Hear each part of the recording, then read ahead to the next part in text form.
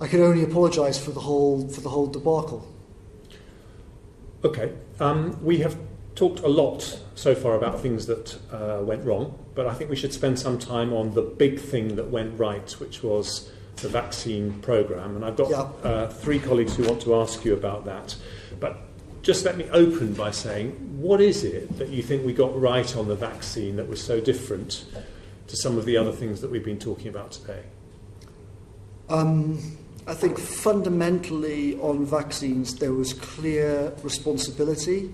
There was someone who was actually in charge of it, Kate Bingham, and she was working with Patrick Vallance. She built a team of people that actually understood what they were doing.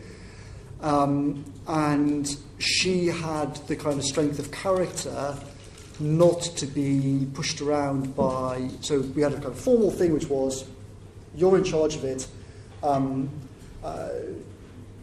you report basically directly to the PM. You don't report to the Department of Health. So she knew kind of who her boss was on it.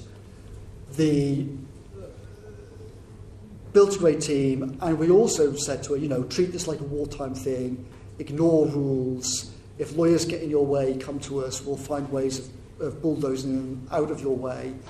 And it just, clear accountability, people that really understood what they were doing, relative to almost everything else in Whitehall, extremely low friction, and some great kind of technical help.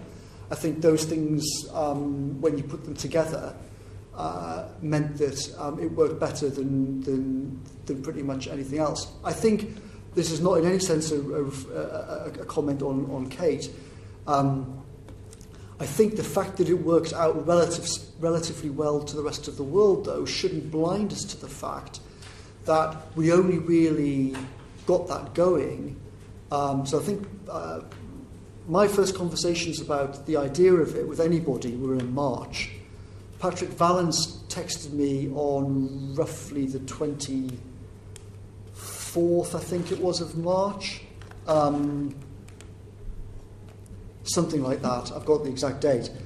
Like lots of other things, though, there's no doubt that we could actually have done this faster than we did. The conventional wisdom was we're not going to be able to have any vaccines in 2020. Now, in March, I started getting calls from various people saying these new mRNA vaccines could well smash the conventional wisdom, don't necessarily stick to it. People like Bill Gates and that kind of network were saying.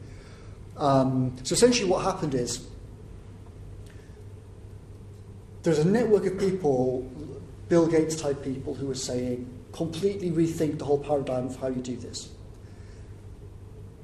Build in parallel. Here is the science thing, here is the manufacturing thing, here's the distribution, here's the supply, here's logistics, here's the data.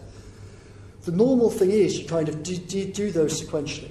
What Bill Gates and people like that were saying to me and to others in number 10 was, you need to think of this much more like some of the classic programs of the past, the Manhattan Project in World War II, the Apollo program. Build it all in parallel.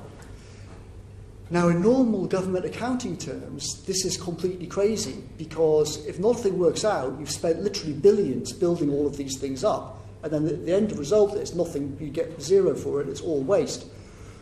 But what Bill Gates and people were saying, and what Patrick Vallance and Patrick's team were saying was, the actual expected return on this is so high that even if it does turn out to be all wasted billions, it's still a good gamble in the end.